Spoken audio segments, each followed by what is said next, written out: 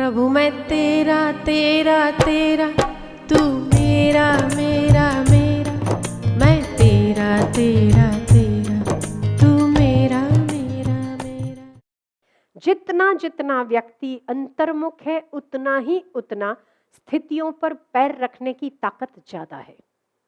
जितना जितना व्यक्ति बहिर्मुख है उससे हर स्थिति स्वीकार करने में वक्त लगता है। रोके धोके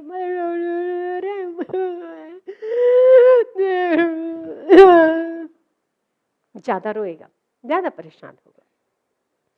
पर जो लोग सकारात्मक हैं, जो लोग अंतर्मुख हैं, वो अपने ही मन की दुविधाओं को आप सुलझाने की ताकत रखते हैं। इसीलिए जब तक अंतर्मुख नहीं हुआ जाता तब तक हमारी समस्याओं का समाधान भी नहीं होता। हाँ, सत्संग में समस्याओं का समाधान होता है, शास्त्रों में समस्याओं का समाधान होता है। कोई ऐसा व्यक्ति प्राप्त हो आपको, समस्याओं का समाधान होता है, पर फिर भी उन समस्या के समाधान के लिए आपको ही अपने भीतर क्या सही क्या गलत, क्या उचित क्या अनुचित का निर्णय आप ही ने करना है। तो अपने मन को इतना मजबूत बनाना चाहिए कि थोड़ा सा आप अपनी समस्याओं का, बुद्धिमानी वो नहीं है कि आप बहुत सारा जानते हैं, आपको बहुत सारा नॉलेज है, हम उसको भी बुद्धिमान नहीं कहते। आप बहुत विद्वान हैं, उसको भी हम बुद्धिमान नहीं कहते। आहा, आप बहुत अच्छा बोलते हैं इसीलिए आप बुद्धिमान हैं ना, ऐसा भी नहीं है। आप साइंस अच्छा जानते हैं इसीलिए आप बुद्धिमान हैं ना। आप गणित के प्रॉब्लम सॉल्व कर सकते हैं इसीलिए आप बुद्धिमान हैं ना। आप शरीर को स्वस्थ रखने की कला जान गए, हाँ आप थोड़े हो सकते हैं, पर आप बुद्धिमान हैं ऐसा हम नहीं कहेंगे। पर अगर आप अपनी समस्याओं को सुलझाने के लिए समाधान प्राप्त कर लेते हैं तो आप बुद्धिमान हैं। बहुत सिंपल सा फॉर्मूला है। हम सारे समस्याओं में उलझे हैं और हम दुनिया को समाधान देते रहते हैं।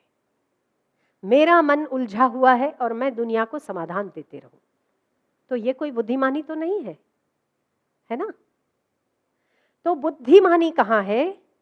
बुद्धिमानी वहां है कि अगर आप किसी समस्या में हैं तो आप अपनी समस्या का समाधान प्राप्त अपने भीतर कर सकते हैं, तो आप बुद्धिमान हैं। आज की दुनिया ने फ्लाइट उड़ाना सीख लिया है, पायलट बन गए ना। जिसने लोहे के प्लेन को उड़ा लिया वो बुद्धिमान है। लोहे को उड़ाना आसान बात नहीं होती, पर उसने कहीं ना कहीं बुद्धि का कला कौशल ही दिखाया है। जो आपके दिमाग में पहले 100 नंबर 200 नंबर याद रहते थे, आज एक मोबाइल की छोटी सी चिप हजारों नंबर याद रखती है ना। तो ये जिसने कंप्यूटर, जिसने टेक्नोलॉजी बनाई वो बुद्धिजीवी हो सकता है, पर जब बुद्धिजीवियों को दिक्कत होती है तो उन्हें हृदय में ही आना पड़ता है समस्या के समाधान के लिए। इसीलिए बुद्धिजीवी होंगे अपने कला कौशल में निपुण, पर हम उन्हें बुद्धिमान इसीलिए नहीं कहेंगे कि आज का मानवी फ्लाइट उड़ाना तो जान गया, कार चलाना तो जान गया, शायद स्टीमर चलाना जान गया, स्टार लिब्रा की 10 मंजिल ऊपर और 10 मंजिल पानी में चलती हुई शिप का मैकेनिज्म जान गया, उसको समझ गया, पर अपना छोटा सा जीवन कैसे ड्राइव करना अगर वो नहीं जाना तो सारी जानकारियां बेकार। आपको वो लाइफ, आपको वो उतना स्पेंड करने को वो सांसें मिली है, उसको तो सही से मैनेज करिए ना, है ना। उसको सही से मैनेज नहीं हो रही, मन हमारा बहुत सारी समस्याओं में उलझा हुआ रहता है। तो पहले तो हम अपनी समस्याओं का समाधान प्राप्त करें, फिर हम दूसरों की समस्याओं पर विचार करें। तो अगर आपने अपने मन को समझ लिया तो आप हजारों के मन को समझ सकते हैं। अगर आपने अपनी समस्या सुलझा दी आप हजारों की समस्या सुलझा सकते हैं। इसीलिए पहले अपने मन को समझिए, अपने मन की समस्या क्या है उसको समझने की कोशिश कीजिए, और वो दूर कैसे होगी उसका विश्लेषण भी आप ही के पास है। कोई स्वीकार करता है, कोई स्वीकार नहीं करता है, वो और बात है। वो स्वीकार क्यों नहीं होती है वो भी अपने आप से पूछिए। तो विश्लेषण आपको करना है, समस्या पैदा होती है ये हम मानते हैं, पर समस्या का समाधान पहले पैदा होता है ये हम 100% स्वीकार करते हैं।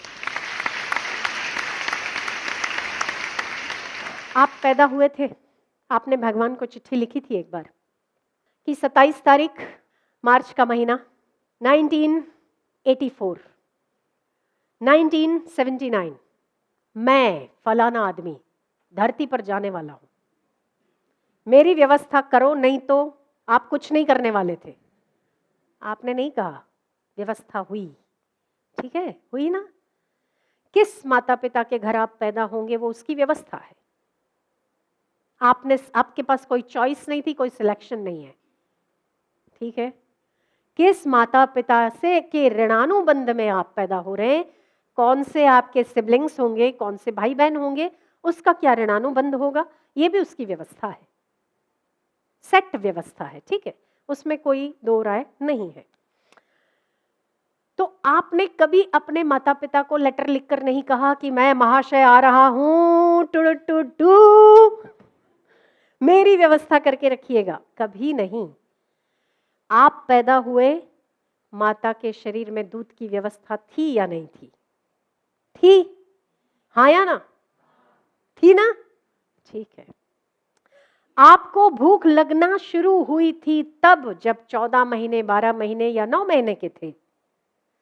आपको भूख लगे लगे लगे उसके पहले दांत नहीं थे, आप बूढ़े जैसे थे, पर बाद में दांत आना शुरू हुए क्योंकि आपको अब चबाना है, आपको स्वावलंबी बनना है। तो स्वावलंबन के प्रोसेस में भी समस्या बाद में थी, समाधान पहले था। ठीक है, उचित है ना? मुझे ये बताइए कि जब आप नहीं थे तब आने के पहले दूध की व्यवस्था थी, भूख लगने के पहले भोजन की व्यवस्था है, प्यास लगने के पहले जल की व्यवस्था है। ठीक, तो आप क्या समझते हैं कि आपको कोई समस्या आई उसके पहले परमात्मा ने समाधान नहीं भेजा? शायद हम इतने उलझे हैं कि समस्या के समाधान पर हमारा ध्यान नहीं गया, पर समाधान तो अभी भी हमारे इर्द गिर्द मौजूद है, हम केवल दृष्टि कर ले। और मैं आगे कहूं, ये राष्ट्र राष्ट्र लड़ रहे हैं, व्यक्ति व्यक्ति लड़ रहा है, देश देश लड़ रहा है, परिवार परिवार लड़ रहा है, परिवार आपस में लड़ रहा है। ठीक है, जब तक कि ये लड़ाई खत्म नहीं होती, कब तक खत्म नहीं होती? जब तक कि प्रत्येक व्यक्ति का अंतर्मुखता, ईश्वर के अस्तित्व को स्वीकार करने की स्वीकृति, ईश्वर के अस्तित्व में दृढ़ आस्था और विश्वास, जब तक जिन व्यक्ति, परिवार, देश, कुल, राज्य, धर्म, संस्थाएं, संप्रदाय, राष्ट्र, कुल, जितने भी इस समाज में व्यक्ति हैं, जब तक कि परमात्मा के अस्तित्व पर निशंक होकर विश्वास नहीं कर लेते, तब तक किसी भी परिवार की, देश की, राष्ट्र की समस्या का हल हो ही नहीं सकता। प्रभु मैं तेरा तेरा तेरा, तू मेरा मेरा मेरा, मैं तेरा तेरा